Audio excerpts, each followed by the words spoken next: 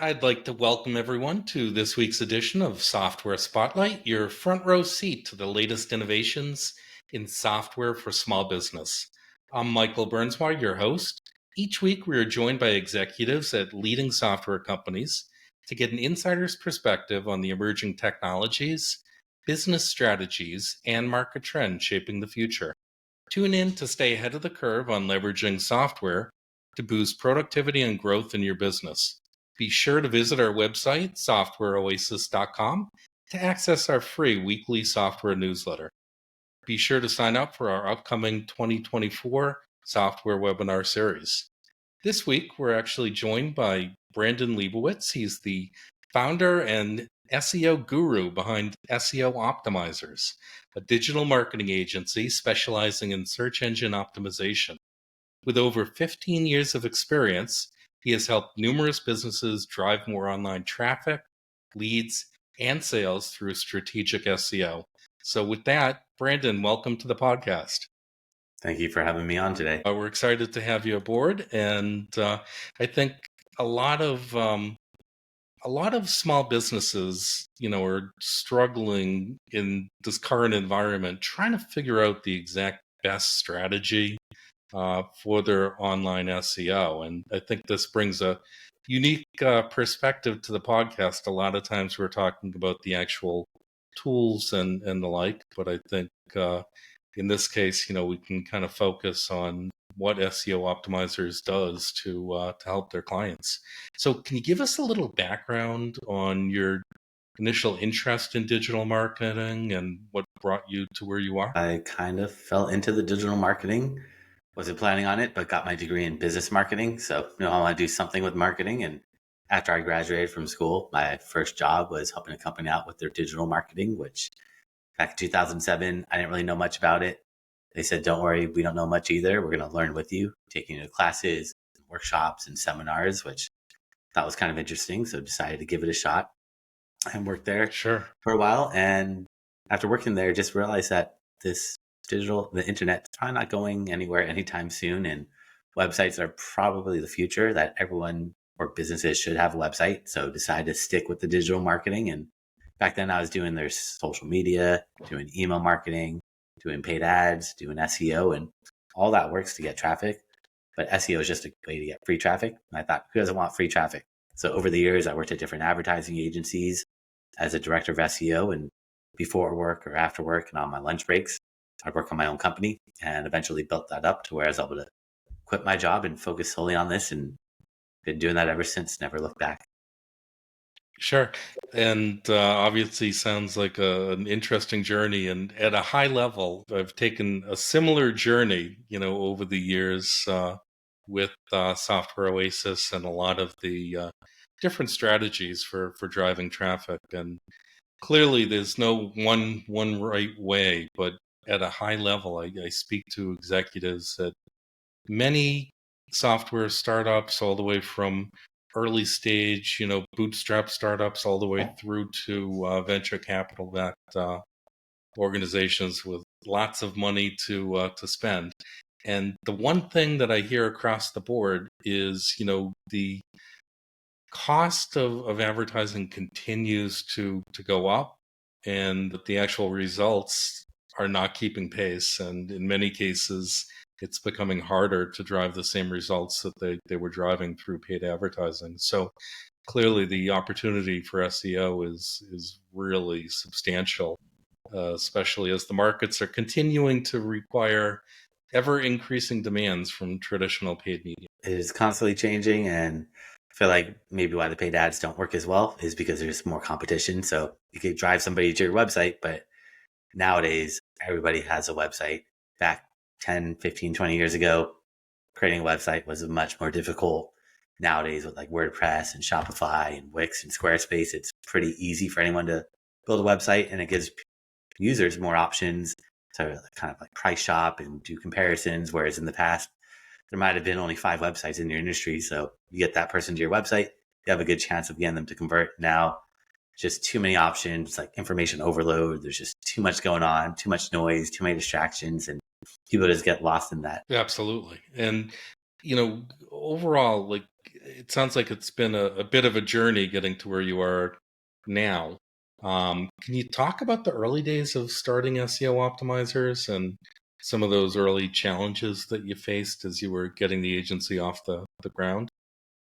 Yeah, it was not the easiest at first. Starting off, I would work full time at these jobs that I had, and I would then on after work or on my lunch breaks try to build up my little side hustle because I realized I could work full time at this company and there's no conflict of interest because they were selling e-commerce products and I could go to like a local restaurant or a doctor or a lawyer Sure, and if they needed help with SEO. So I realized that I could just work full time and actually get a couple clients here or there and built that up just with me kind of like doing cold outreach. So cold calling, sometimes going into the businesses and trying to see if the owner was there.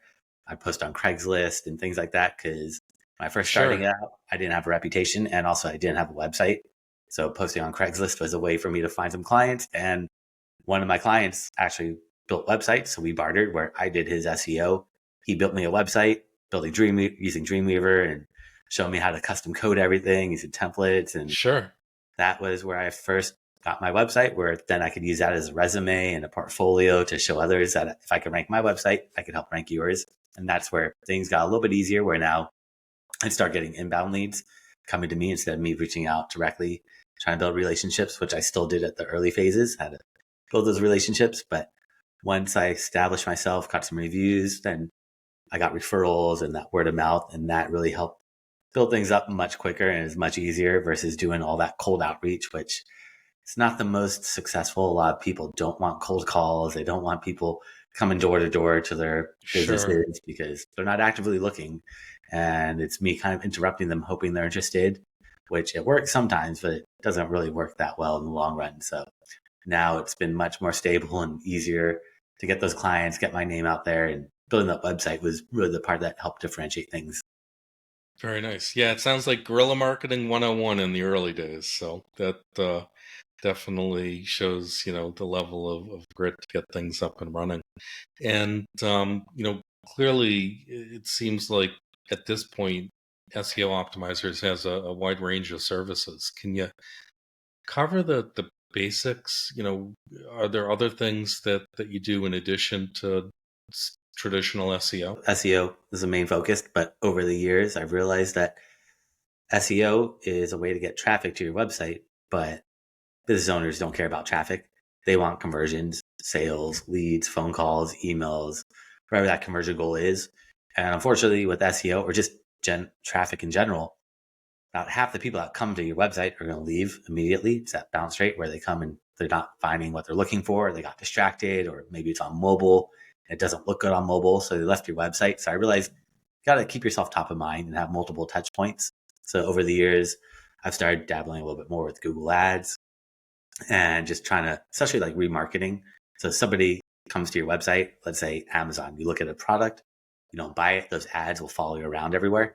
So doing the same thing for myself and my clients is setting up different conversion or different remarketing lists where for myself, I do SEO and someone comes to my website.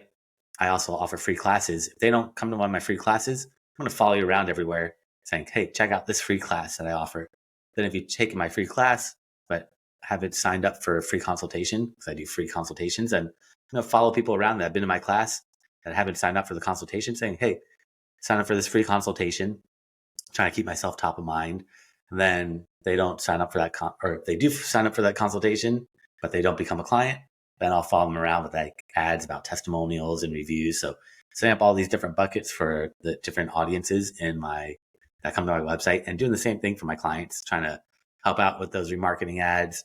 Also, because those are all warm leads that have been to your website, but for some reason they didn't convert. They were that close.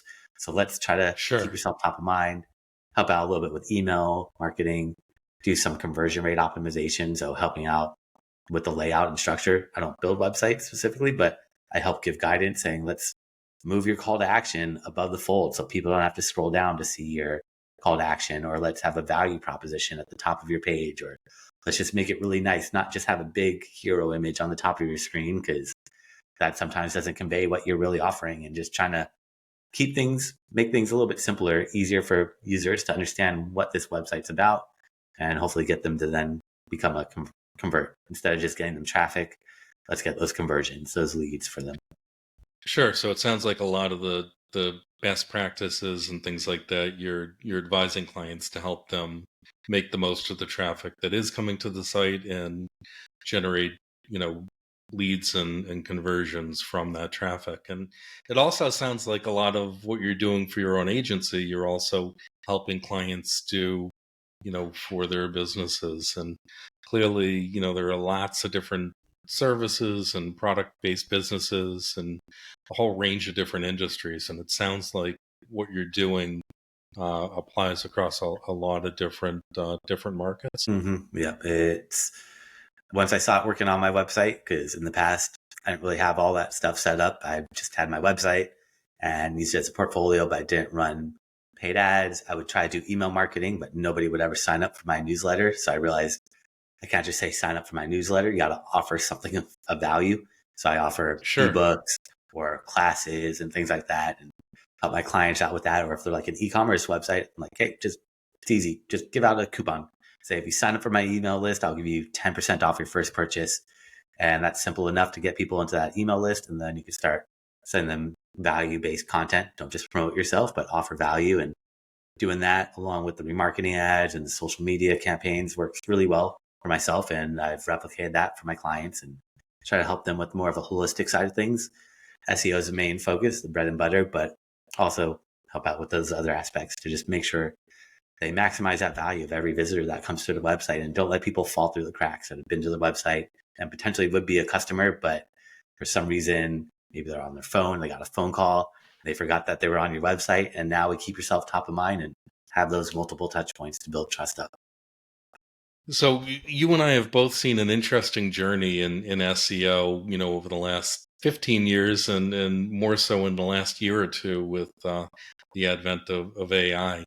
And in the early years, you could do no wrong. And as you had pointed out, there was not a whole lot of competition.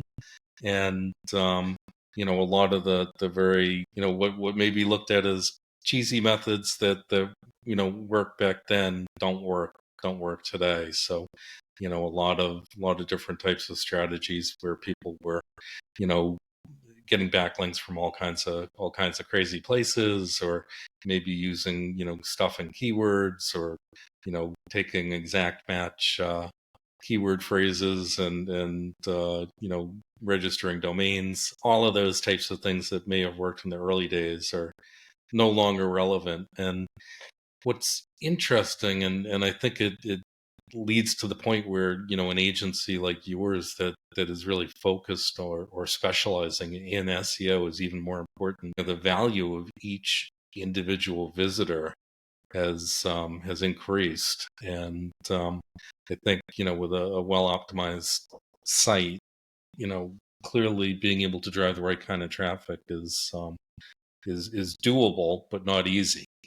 So can you talk about some of the best practices that you see working in SEO today, and kind of contrast those with what you saw in the past? I mean, a lot of stuff that you talked about, like keyword stuffing, or like trying to put in like font size and using that text size. And if your website's white, using white font for your content, hiding all those keywords, things like that. Google doesn't like that anymore. I mean, they stopped liking that a long time ago. So now if you're trying to be deceptive or trying to trick Google, it's not going to work, because Google's been around for 20 plus years and they've seen all the tricks and know all the things that people do that try to manipulate the search results. So if you're trying anything that seems a little weird or seems a little too good to be true, it probably is, because Google's seen it and they see that you're trying to trick them. Instead of ranking you higher, they'll actually drop you down and penalize you, which is the last thing we want to happen. So nowadays, everything really is more quality versus quantity. Like quality keyword, doing keyword research, figuring out which keywords get the most search volume, and incorporate them into the different areas in the coding on your website, like a title tag or meta description or alt tags for images, and adding schema to your website and header tags and interlinking all your pages together. And all this stuff gets a little technical, but one thing that doesn't really require coding is just add more text to your website. Google feeds off text. They can't really read images or videos. They're getting much better at it, but they still feed off text. So the more text you have on every single page on your website, the easier it is for search engines to read, understand, and know what that page is about. But don't just repeat the same keywords over and over again. Like, offer value. That's a big thing, is if you're just throwing your keywords in there and repeating them over and over again, it's not a good user experience. And Google wants you to provide a good user experience, because the way Google works is somebody searches on Google, they go to your website. From Google, it's like Google's recommending you.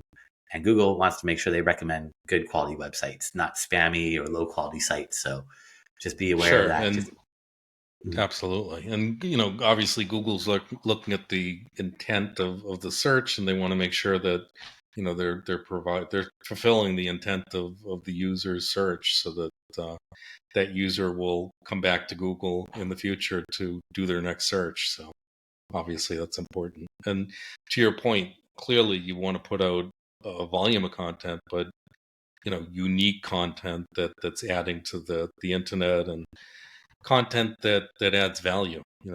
There's just so much content being rehashed by AI at this point, that it's a challenge for everyone, including Google, or mainly Google. I think they're trying to wrap their head around how do we index just the volume of content that's out there, and especially if the same article has been spun 100 times in different ways, and it's not unique. Where does that fall into the whole equation? So a lot of interesting bits and pieces there that clearly, from your end and from where you sit, you're in tune with. And so give me an idea. So for clients that are looking at different SEO strategies, maybe they've been doing it in-house, or maybe they've outsourced it to another agency and they're just not getting the results that they were looking for. What does the process look like, from that initial discovery call through to a client onboarding? What does your process look like? So each website's different, and we have to analyze your website versus the competition, because the way SEO works is we want to figure out how Google works, but Google changes their algorithm pretty much every single day. And even if we did figure out how Google works, tomorrow it's going to change, and the next day it's going to change. So what we're really looking at is, who are your competitors and how much SEO have they done? Looking at their content, their keywords, their site structure, the hierarchy, looking at their backlinks, more importantly, trying to figure out who links out to them.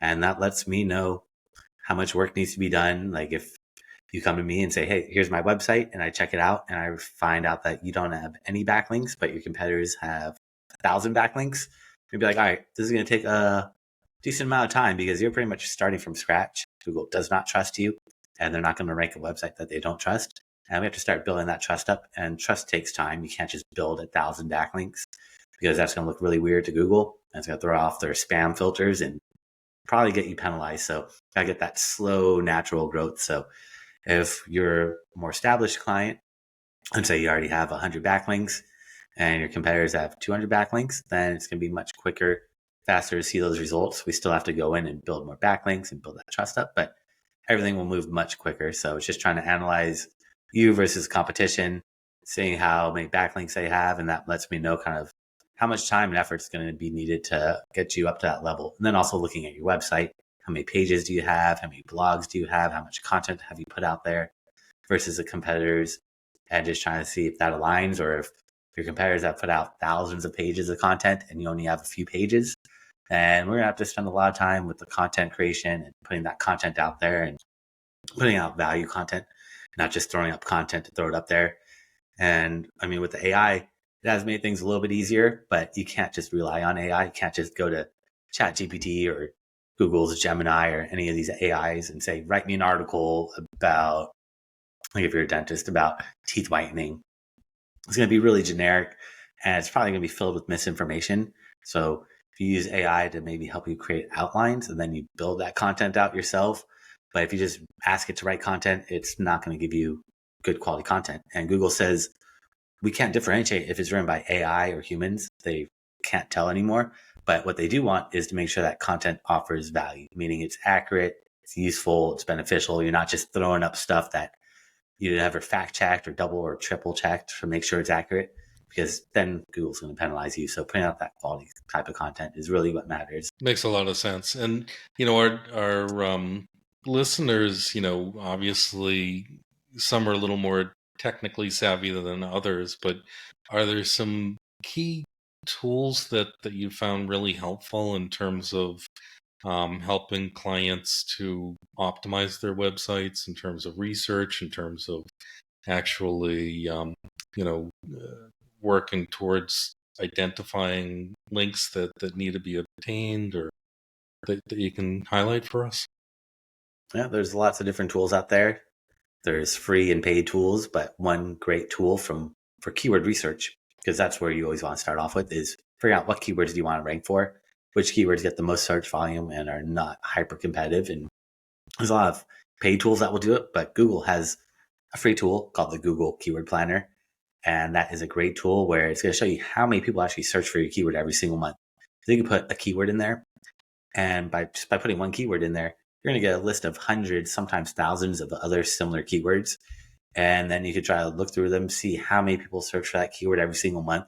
But just be aware, the more people that search for that keyword, it's probably going to be more competitive. So if you're just a startup and you're going after these high search volume keywords, it might be just dominated by big corporations. So when I do find a keyword that has a good search volume, then I actually take that keyword and search it in Google and see who shows up on that first page. And if it's all big corporate websites and I'm just a small startup, then I'm probably going to say, let me try to find a different keyword. But if you're a big corporation, then you could go target those big corporate keywords because you're all similar in size. But if you're trying to fight for these big keywords and you're not as big as these other websites, it's going to be really tough to rank for them. So that's a great tool for keyword research. There's a lot of paid tools out there that are good too, but a lot of them just take the data from the Google Keyword Planner and make it nicer or easier to read. So Google Keyword Planner is free, and that's really great. And a great tool for backlinks, because backlinks really are one of the most important things for SEO. That's how Google became popular or became a well-used search engine, is because they decided to rank websites not based off keywords, but based off keywords with backlinks. And what is a backlink? A backlink is a clickable link from another website that points to yours. So if you're reading an article, let's say on entrepreneur.com, and there it says Brandon Leibowitz, and you click on it and it goes to my website, I'd be getting a backlink from entrepreneur.com. So the more websites that link out to you, the more popular Google sees you as, and the higher they're going to then rank you in the search results. And there's tools that will let me look at any website's backlinks. I could see your backlinks, you could see my backlinks, and then I could start targeting all of the backlinks that link out to you. Because if you're my competitor and I see that you're getting all these backlinks from these websites, then I can reach out to these sites and be like, hey, I saw you linked out to this website. Can you give me a backlink? I'm not just going to ask them, but I could see like maybe they wrote an article. So I could say, hey, can I write an article for you? Or maybe they did an interview. I could be like, hey, can I be on your show as an interview, as a guest? Or they did a podcast. I could reach out and see if I could be on their podcast. And the tools, the more popular ones of those tools would be like Ahrefs, Ahrefs, or Moz, or SEMrush. You have to pay for these. There's no real free backlink checker tools that are good quality, but those tools, especially the backlink checkers, that's where I spend a lot of my time, is building backlinks for myself and my clients, and looking at my competitors' backlinks and just trying to make sure I have a better backlink profile than my competition. Yeah, and that's so important, obviously. An interesting side note, Ahrefs is one of my favorite tools as well. And just the volume of data that they're able to crawl on the internet is just, I think it's second only to Google from what I read. And I read an article that they were actually considering launching a Google alternative website as a search engine. So it'll be interesting to see if that happens anytime in the near future. But they were focused on more of a Ben and Jerry's creator style, community supported grassroots type search engine. So we'll see if that happens. But it's always interesting to see so many different solutions on the internet evolve and figure out different ways that they can add value. And that's interesting. So as far as backlinks, can you talk about some of the different strategies that you find effective for generating backlinks that the companies might want to consider, or if they were coming to you to set up a campaign that you might put into place for them to generate a flow of backlinks? The first starting point is going to be looking at your competitors' backlinks using those tools that we talked about. So trying to figure out who ranks on that first page of Google for your keywords. And then one by one, take those websites, throw them into those tools, and see who's linking out to your competition. Because if they're on that first page of Google, it's more than likely those backlinks that got them there. And if you could build similar backlinks, that's going to get Google to trust you in a similar way. But you don't want to build every backlink that your competitors have, because in the past, it was a numbers game. If I have 100 backlinks and you have 200, you would rank higher than me. Now it's not the number of backlinks, it's the number of quality backlinks. What is a quality backlink to Google? A quality backlink means it comes from a website that's related to what you're doing. And that's really important. So not just finding any random websites, but finding websites that are similar. Like, doesn't have to be exactly what you do, as long as it's somewhat related. Like, I'm an SEO company. I'm not going to get other SEO companies to link out to me because we're all direct competitors. So what I need to find is websites related to like marketing or business or advertising or entrepreneurship or anything somewhat related to what I'm doing. That's the type But of website. maybe not a fashion website. Yeah. I mean, maybe I did their SEO and they wrote about me on their blog saying, hey, Brandon was the best. Sure. He optimized my website. And it's okay to have a couple like that. But if the majority of your website or backlinks come from fashion related websites, Google's going to think you're a fashion related website. So it's okay to have a Sure. couple obscure ones because stuff happens. Like, you could do work for this client and anybody can link to anybody. So you can't really control that. But you need to make sure the majority of them are from sites that are related to what you're doing. Then authority. Google looks at how authoritative are these websites. If I give you a backlink from my website, it's a good backlink, but it's not the same as like a Wall Street Journal or New York Times or LA Times or Wikipedia. So the bigger the website, the more SEO value that's going to be passed on. But relevancy is really a main focus, is finding sites that are related to what you're doing. And that's where when I look at my competitors' backlinks, I'm not going to get every single backlink that they have. I'm going to look for websites that are related to what I'm doing and also websites that have authority. And then after I've gone through that list of my competitors' backlinks, then I'll have to start building new ones because I'm not going to be able to get all my competitors' backlinks. Probably even going to get half of them because a lot of these websites are just going to be old, outdated, no longer maintained. There's no one to get a hold of. So you have to start building new backlinks. And there's lots of different ways to build backlinks. But again, you want to be on sites that are related to what you're doing. And a great way to be on sites that are related to what you're doing is by offering them something free, something of value. Usually most websites are pretty receptive if you offer them like content, or if you're willing to be on guest on their show or do an interview, or if you're an e-commerce website, you can give out products to influencers in your industry and see if they'll write a blog post about it. So it's all about just trying to get creative and thinking outside the box and thinking, how can I get someone to link out to me? If you just ask for a backlink, they're not going to do it. But if you offer something of value, that's where they're usually going to want to link back to you. Makes a lot of sense. And obviously being creative and finding partnerships and different ways to work with other companies is a great way to generate goodwill and those backlinks and relationships. The other question, and I know it's kind of been a debate back and forth over the years, what are your thoughts of follow backlinks versus no follow backlinks? Do you think Google gives credence to both, or do you think they're strictly looking at one versus the other? That one is a little tricky because Google made this rule a long time ago where too many websites were getting spam. So, say 15 years ago, everyone was going to Wikipedia because Wikipedia is one of the top 10 most popular websites. It's a big trusted website, and you could just go on Wikipedia and anybody could edit Wikipedia. And Wikipedia was getting so much spam. So many people were going in editing and just throwing their links in there just to get backlinks. Or like Huffington Post used to be really big like 10 years ago.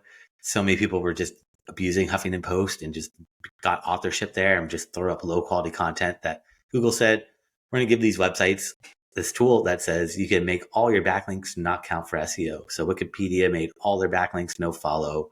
I mean, any of the big websites, they're pretty much no follow, where Google says we're not going to count this for SEO.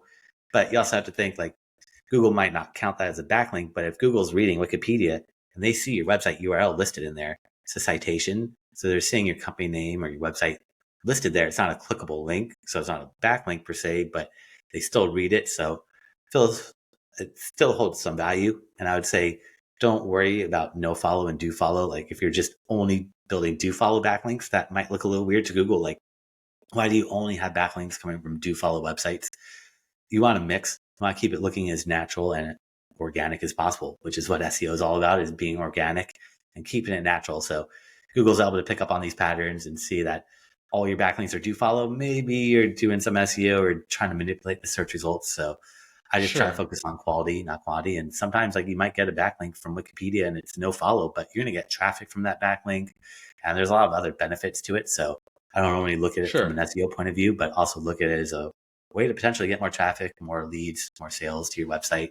So, but yeah, it is a tricky one because so many people have done tests Yeah. and try to see, does it work if I only build no follow backlinks or if I build only do follow? And I say just focus on quality. Don't get too deep into that because it does get a little confusing and could be overwhelming. But you do want a majority of them to be do follow. That way they do count to Google, but those no follow still hold some weight. And I'd be remiss having you on the podcast if I didn't ask you your opinion on the most recent Google algorithm update that we're seeing roll out right now. What are your thoughts there? I mean, Google keeps pumping them out, and I feel like they're pretty worried right now about the AI and things like that, and just how to deal with AI. Do we want to put AI in the search results? Do we want to look at AI content that people are putting out there? How do we differentiate what's good and bad? And I mean, Google keeps putting updates out all the time. Like recently, they said we don't look at backlinks the way that you think we do, but I've never really seen a website that ranks without backlinks. So anything that Google tells you or they're saying, I would just take everything with a grain of salt and really just test and see, does it work? And maybe not test on your main website because you don't want to do anything that will jeopardize your main website, but maybe you buy a .com or .net or .info website and play around with it and test on that because you don't want to mess up your website and get yourself penalized. That's the last thing you want to happen because when these updates do come out, people get hit with penalties and Google doesn't really tell you if you've been penalized. Sometimes it might tell you in Google Search Console. It might give you a warning saying, hey, you've been penalized. Here's an error. But most of the times they don't tell you and you just see a drop in traffic. Then you have to try to piece it together and look at what date did this happen? When did my traffic drop? And then you try to figure out, did other people see a drop? What happened? Were they all using AI content? Maybe that's what happened, but they're not really going to tell you the full story. Sometimes they do, but most of the time they try to keep it top secret because they don't want you to know what's going on. They want you to get frustrated and run those paid ads because that's how they make all their money. Absolutely. No, it makes a lot of sense. So, can you give us an example of a client or two that you've been working with and some of the work you've done for them and some of the results that they've seen over the years? As you mentioned, SEO is a long game. It's not something where you put up content and expect to see results right away.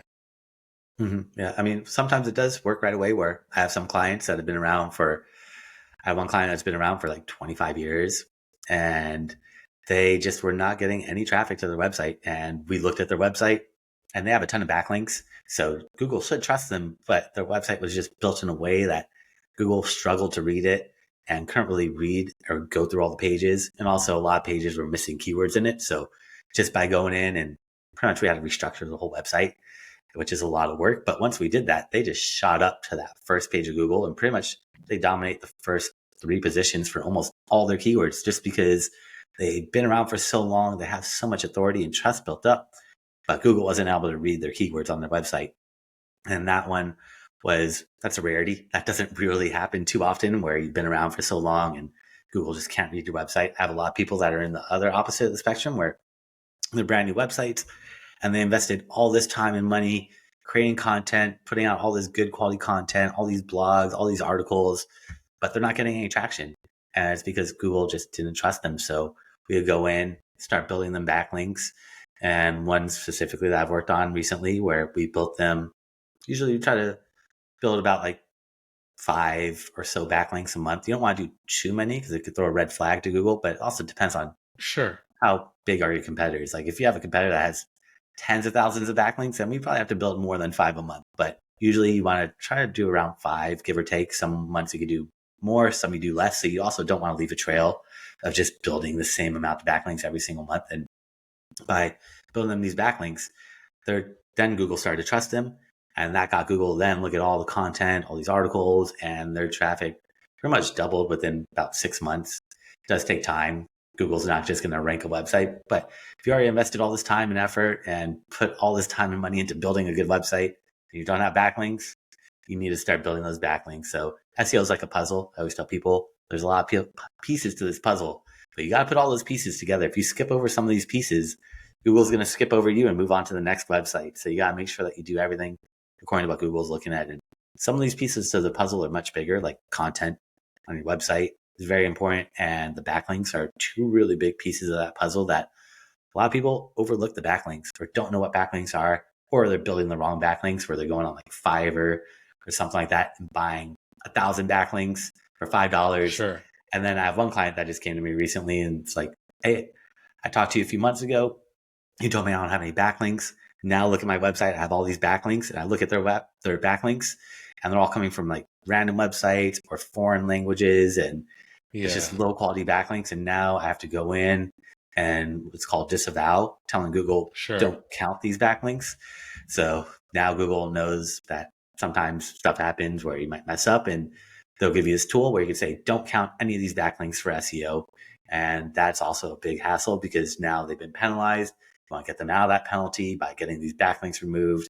But getting Google to ignore them takes time. And also we want to sometimes reach out to those sites to see if they would take these backlinks down, which most of the times they do not respond back because they're just spam sites that they don't care what's on there, or they'll be like, pay me to take this down.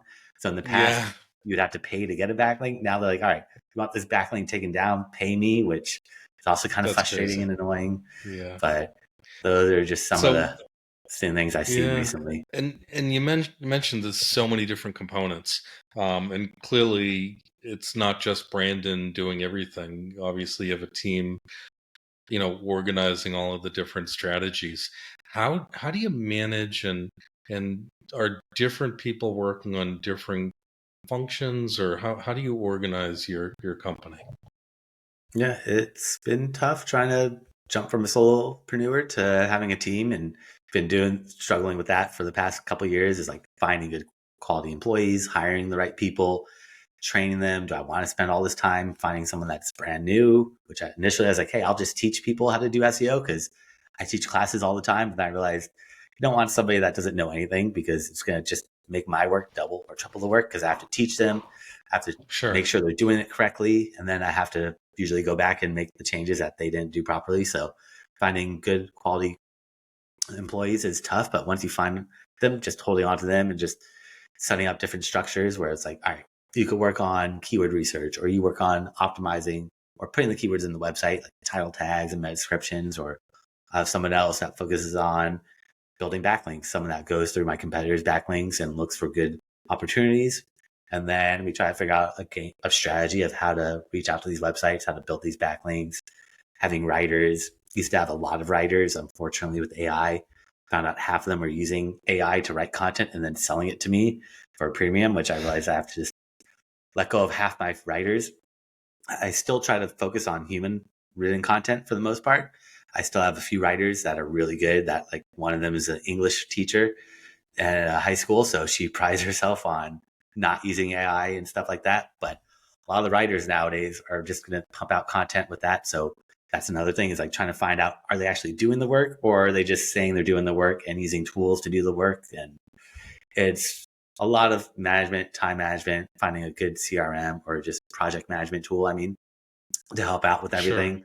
That's something I incorporated into my company a few years ago, which I don't know how I did it without that in the past, because I would just be writing stuff all over the page. I have like yellow Post-it notes everywhere, like, gotta do this today, this today. And project management tools, having a project manager makes things so much easier, or account managers and things like that. So just trying to structure the website, because I've worked at lots of agencies in the past. So now I'm just like, when I've worked at these agencies, I'm like, do they really need a project manager? Like, why do they have that? But now, after I quit my job and do it on my own, I'm like, all right, now I understand why a project manager, an account manager, and all these roles that I didn't think were that important are so vital to making sure everything runs smoothly, that things get done in the time that needs to be get done, and it doesn't get lost in the weeds. Because as you can see, there's a lot that goes into SEO. It's not just throwing some keywords on your website and ranking them. there's a lot of other variables that go into it. If you're a local business, making sure that you rank on Google Maps. If you're e-commerce, making sure your Google merchant feed is optimized, so you get your product shown on Google, making sure you have a presence online, but also on all these offline places where people build trust up, like social and email and things like that. So just trying to silo everybody apart, but also making sure that everybody works together. So everyone has their own tasks, but making sure that everyone collaborates, because the more they collaborate, the more they can bounce ideas off one another, be like, oh, you're doing this, but you're pulling this data and you're using Google or using Excel. Here's a formula that will help make your life much easier. So trying to have more of a collaborative type of atmosphere with my employees. Excellent. And it sounds like, obviously, you make it sound easy, but there's a lot of components to it. And, clearly, companies that have gone down the road of trying to do it on their own have found, just like you're talking, there's a lot of different pieces that need to fit together correctly to have a cohesive strategy. And it's a very hands-on, very manual process at any rate, and needs to be done correctly. And having had the background and experience over well over a decade, in SEO, and seeing the evolution, and having a team that is there to bring clients aboard and optimize their campaigns, is a lot of value to that. Are there certain types of clients that you think would do best working with a smaller agency versus a larger agency? Can you kind of give me an idea for clients that are listening to this podcast, saying, are these the right guys for where we're at? Yeah, I mean, it just depends. Like when you work at a bigger agency, which I've worked at lots in the past, there's a lot of gatekeepers to make any change. So it's like when I was doing SEO initially, I'd be like, let's make all these changes to this website. Let's add keywords here. Let's start blogging and all these things. And then I'd have to reach out to my boss. I have to reach out to the project manager, who has to reach out to the client. And things move very, very slow with the agencies. And also they charge a premium, where I'd be seeing how much they're charging my hourly rate and how much I was actually getting paid at the agency were very, very different. I know they have a lot of overhead, a lot of other people, a lot of costs that they have to associate with it. So when you work at a bigger agency, usually you're going to have to pay a premium, and things get done. It's just sometimes it gets done a little bit slower. So if you want to be more nimble and agile, then working with a smaller agency gives out more flexibility, where you could work with the agency owner. Like I work with a lot of my clients. I have meetings with them all the time, give them advice, give them tips and things like that. Whereas in the agency, I never really had time to do that. We'd do like a 1 hour call with them monthly or sometimes bi-weekly. But in that 1 hour call, they're talking about all aspects of their marketing, not just SEO. So I would only talk for a few minutes and couldn't really give them all my insights and recommendations. So it's a little bit tougher, but agencies that are bigger, they might have more trust with them, or might have bigger relationships that they get you on bigger websites like the New York Times or LA Times and things like that, where I have those relationships too, but sometimes you have to pay to get in those websites. And I try not to pay, because Google doesn't want you to pay for backlinks, but you do have to sometimes pay for PR and get that name, get your exposure, and get that visibility out there. But in terms of types of businesses, as long as you have a viable product or service on a website, then I can work with you. But if you're just selling something really generic and you have a lot of competition, it's gonna be really tough. Like if you're just selling like socks, it's gonna be really tough, because there's a lot of websites out there, a lot of big corporations that are selling socks. And if you're just trying to break into that market, it's gonna be really, really competitive. But if you can find something that differentiates yourself, maybe you sell like organic cotton socks for toddlers or something like that, so it's a little bit more unique, then I could really help move the needle and get you out there much quicker. Great. No, that helps out a lot. And at a high level, what does an engagement look like? How does the process work? How would somebody come to you, and what would the process look like from when they first arrive and until their project is up and running? Yeah, the first step is always to schedule a free website analysis, because I have to check out your website. It's not a one size fits all. You might be doing the same thing that 10 of your other competitors are doing, but every strategy is going to be a little different, and every website is going to be different. So I have to look at your website versus the competition and figure out what have they done, what content, how many backlinks, how much content do they have on their website. And then I can give you a better strategy. Like if you're a local business and we want to make sure you show up on Google Maps and things like that. If you're e-commerce, they don't really care about that unless they have a storefront. If you're SaaS or whatever it is, we have to look at each one individually and find make a strategy and a game plan that's going to work for your business. And then we have to start implementing it. But usually it starts off with keyword research, figure out what keywords to put on your website, then incorporating those keywords on your website in conjunction with building backlinks, because we have to start building backlinks right away, or actually have to start building them last year. Like the sooner you build them, the more trust Google's going to give to you and the higher they're going to rank you. Sure. And as far as platforms, are you actually, if a company has a website on Magento, or they have a website on WordPress, or what have you, are you actually going into the platform and doing the work on their site, or are you advising them and then they're doing the updates, or what's the best scenario there? Usually we're making the changes, but sometimes they're just like, we don't want you to have access to the website. We don't want to give you access to make these edits. So I'll give a list of recommendations and then give it off to the web developer to go in and make those changes. Like, here's for your homepage, here's the title tag. Here's a title tag for your service page. Here's a title tag for your contact us or testimonials or whatever page. So writing out all the things that we would normally do and then giving them off to somebody else to do, which is a little repetitive and slows things down a little bit. It's a lot easier if we're able to just go in and make those changes. I know some people don't want to give access to your website, but you don't have to give full access. You just need to give access to make changes to like a title tag, meta description, header tags, schema tags, and all this kind of technical stuff in SEO.